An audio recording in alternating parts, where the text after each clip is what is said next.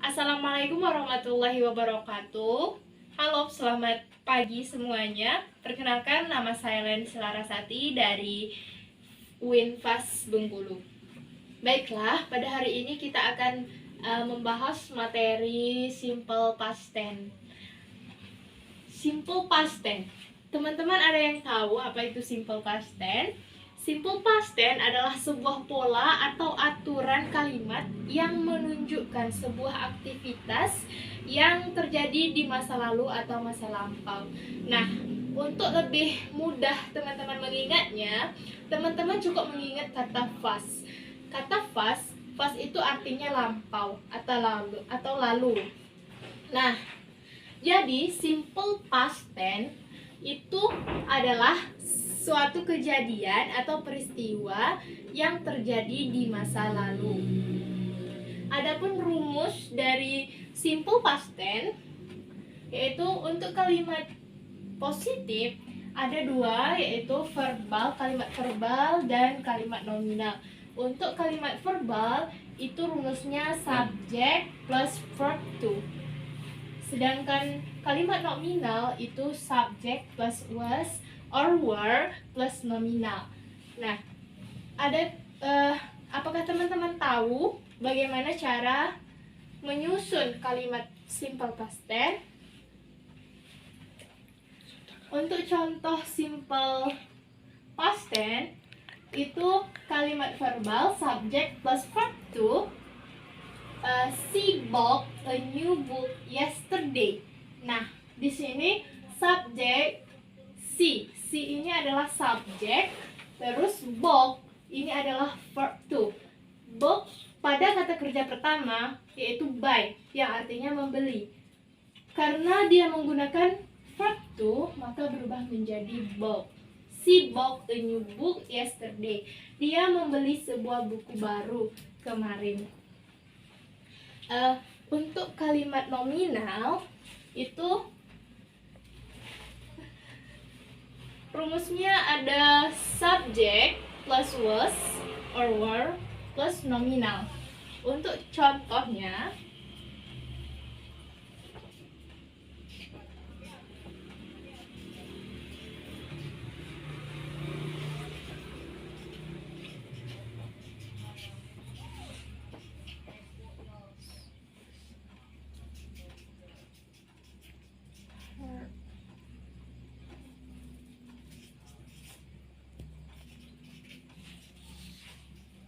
nah, untuk contoh kalimat nominal itu ada the case was hard to solve.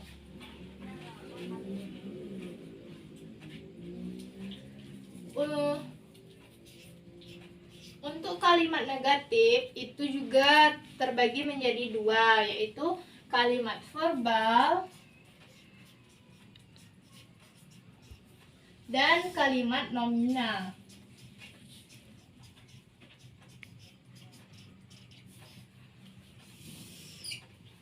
Teman-teman tahu apa rumus kalimat verbal dan nominal untuk kalimat negatif?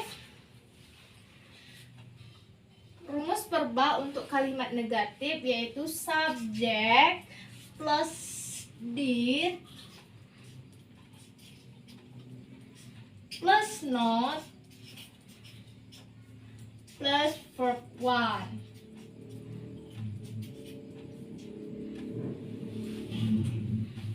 Untuk kalimat nominal rumusnya adalah subject plus was or were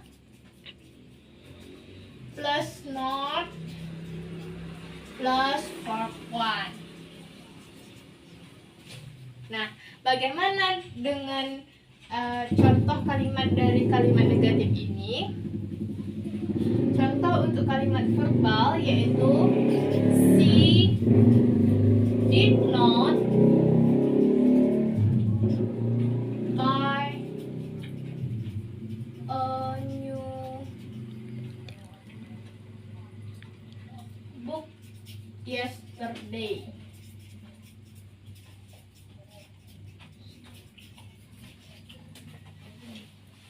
Nah, untuk kalimat nominal pada kalimat negatif itu contohnya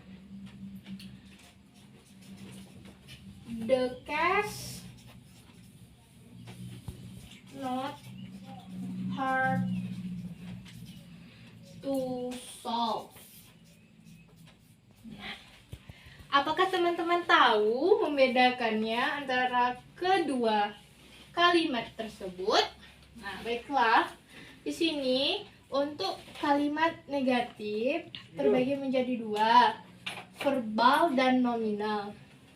Nah, untuk verbal rumusnya adalah subject plus did plus not plus verb one. Kenapa di sini kembali lagi ke verb one? Karena di sini pada kalimat positif dia masih menggunakan verb to, sedangkan kalimat negatif dan interrogatif dia kembali ke verb one karena di sini sudah diganti atau diwakilkan dengan did or was, maka dia kembali ke kata kerja semula, yaitu verb one. Untuk contoh kalimat verbal, subject see plus did plus not plus verb one. Kalau kalimat positif tadi verb to, dia both, jadi saat kalimat negatif dia kembali ke verb one, yaitu buy. Buy itu adalah kata kerja pertama yang artinya membeli. Jadi di sini contohnya she did not buy a new book yesterday, yang artinya dia tidak membeli buku baru kemarin. Kalimat nominal untuk kalimat negatif dia subject plus was or were plus not plus verb one. Dia sama menggunakan kembali lagi ke bentuk semula atau kata kerja pertama. Subject was plus not plus verb. Jadi contohnya adalah the case not hard to solve. Nah, untuk kalimat interrogatif juga terbagi menjadi dua kalimat. Ada yang verbal dan juga ada yang nominal. Nah, nominal. Apakah rumus dari verbal dan nominal pada kalimat interrogatif? Perhatikan ya. Did plus subject plus verb one. Untuk kalimat nominal, was or were plus subject plus verb one.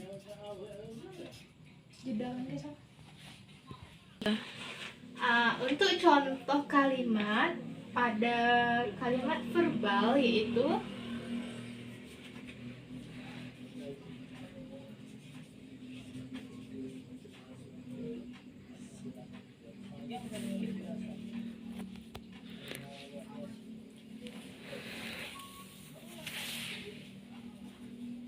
she buy a new book yesterday.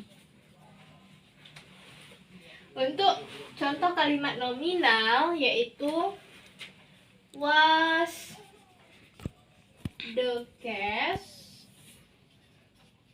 hard to solve. Nah, ada yang tahu teman-teman kenapa dia kembali ke verb one sama seperti kalimat negatif tadi? Karena dia sudah diwakili dengan kata did. Maka dia akan kembali ke verb one. Dari verb to yang both artinya membeli atau verb one-nya yaitu buy. Contoh kalimat untuk verbal interrogatif yaitu did she buy a new book yesterday? Apakah dia membeli sebuah buku baru kemarin?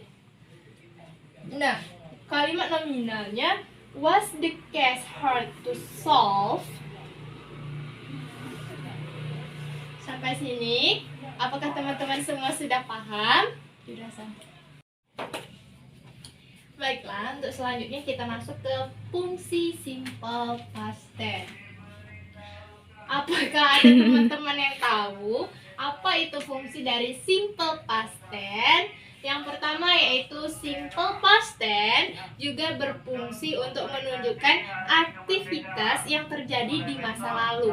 Contohnya, I ate the pudding on the Friday last night. Saya memakan puding tadi malam. Nah, yang kedua yaitu simple past tense juga berfungsi dapat digunakan ketika ada kejadian yang terjadi secara bersamaan di masa lampau. Contohnya yaitu I was listening to my sister when she played the violin. Saya mendengarkan saya dan saudara perempuan saya atau kakak saya mendengarkan violin saat memainkannya. Nah, yang selanjutnya yaitu contoh simple past tense. Apakah teman-teman ada yang tahu bagaimana menyusun kalimat simple past tense? Masih ingat kan, simple past tense ini kejadian yang telah terjadi atau peristiwa yang telah terjadi di masa lampau. Untuk mengingat lebih simpel, teman-teman cukup mengingat kata past. Past artinya kemarin atau masa lampau. Contoh kalimat simple past tense yaitu last November I meet my parents for the first time in my life. November lalu aku bertemu dengan orang tuaku untuk pertama kalinya dalam hidupku. Nah, bagus banget kan teman-teman? Selama hidup baru bulan November tahun belakang ketemu sama orang tuanya. Nah, untuk kalimat yang kedua yaitu I did not pay the scholarship to go a bar because I had no money to stay there. Aku tidak mengambil beasiswa ke luar negeri karena aku tidak punya uang untuk tinggal di sana. Nah, contoh yang ketiga yaitu I have a new pen. I bought it yesterday. Aku punya pulpen baru. Aku membelinya kemarin. Nah, contoh yang selanjutnya ada I failed to call you last night. The line was very busy. Aku gagal menelponmu kemarin atau semalam. Jaringannya sibuk sekali. Baiklah. Mungkin hanya itu yang dapat saya jelaskan untuk materi simple past tense pada hari ini. Saya akhiri saja. Wabillahi taufiq wal hidayah. Wassalamualaikum warahmatullahi wabarakatuh. See you.